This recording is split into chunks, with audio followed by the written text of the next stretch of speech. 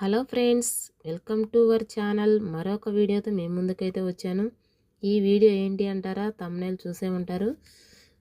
చామదుంపల పులుసు. ముందుగా చామదుంపలు శుభ్రంగా కడుక్కొని కుక్కర్లో వేసుకొని ఉప్పు పసుపు వేసుకొని 2 విజిల్లు వచ్చేలా ఉడికించుకోవాలి. పసుపు ఉప్పు వేసుకోవాలండి, లేకపోతే జిగట వస్తుంది. ఇదిగో ఫస్ట్ అయితే పెట్టుకొని కుక్కర్ మూత పెట్టుకొని గ్యాస్ ముట్టించి విజిల్ అయితే పెట్టానండి. 2 విజిల్ వచ్చాయి. చల్లారిన తర్వాత వాటర్ వంపేసుకొని ఇవిగో ఈ విధంగా అయితే వలిసి పక్కన పెట్టుకోవాలి. ఈ విధంగా అయితే శుభ్రంగా వలుచుకోవాలి. చేతులు జిగుడుగా లేకుండా ఉప్పు పసుపు వేస్తే. కొంచెం చింతపండు అయితే నానబెట్టుకున్నాను. ఇదిగో ఇవైతే కట్ చేసుకొని ఇలా రౌండ్గా. ఈ వీడియో తీసేవాళ్ళు ఎవరు లేరు, అందుకే నేనే కట్ చేసుకుంటున్నానండి. ఒక చేత్తో పెట్టుకొని ఒక చేత్తో కట్ చేస్తున్నాను. ఇంక మళ్ళీ ఎందుకు లేని పూన్ అయితే పక్కన పెట్టేసి అన్నీ శుభ్రంగా కట్ చేసి మీకు చూపించాను. ఇవైతే పక్కన పెట్టుకోవాలి. ఈ విధంగా కట్ చేసి 2 ఉల్లిపాయలు పచ్చిమిర్చి పక్కన పెట్టుకోవాలి కట్ చేసుకొని. ఇప్పుడైతే ఆయిల్ వేసుకోవాలి. కొంచెం పులుసుకి కొంచెం ఎక్కువే పడుతుంది. ఇవి మెంతులు, జీలకర్ర, ఆవాలు, పచ్చిశనగపప్పు, ఇవైతే మినప్పప్పు అండి. ఇవి అట్లా వేగిన తర్వాత కొంచెం ఎర్రగా రావాలి, లేకపోతే చేదు వస్తుంది. మెంతులు పౌడర్ కూడా వేసుకోవచ్చు, ఇలా కూడా వేసుకోవచ్చు. తర్వాత ఉల్లిపాయలు పచ్చిమిర్చి వేసేయాలి. కరివేపాకు ఎండుమిరపకాయలు ఇవి కూడా వేసేసుకోవాలి. బాగా కలబెట్టాలండి. నేనైతే ఇంతకుముందు ఫ్రై చేశాను, తప్పకుండా చూడండి. ఇదైతే పులుసు కొంచెం ఎర్రగా వేగిన తర్వాత అల్లం వెల్లుల్లి పేస్ట్ వేసుకోవాలి.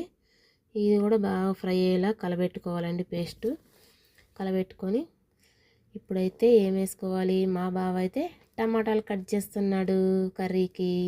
ఈ టమాటాలు కూడా కట్ చేసినవి తెచ్చి ఇందులో వేసుకోవాలి. ఇప్పుడు టమాటాలు వేసి కలబెట్టాలండి. నేనైతే నాకు కొంచెం ఉప్పు వేస్తే తొందరగా మగ్గుతాయి. ఉప్పు పసుపు ముక్కలలో ఫస్ట్ దేనికైనా ఉండాలి. ఇప్పుడైతే మళ్ళీ పసుపు వేసాను. బాగా ఫ్రై అవ్వాలి.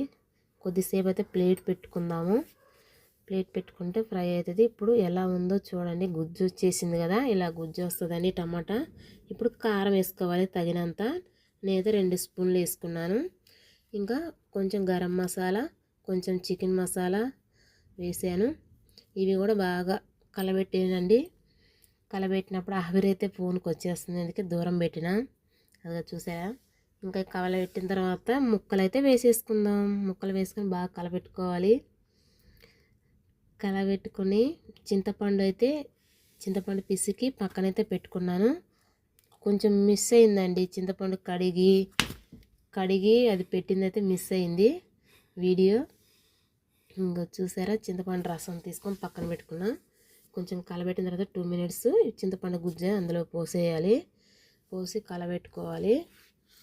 ఇప్పుడు చింతపండు గుజ్జు అనేది ముక్కలకు కూడా పట్టాలి. మళ్ళీ కొంచెం ఉప్పు వేసుకుందాము.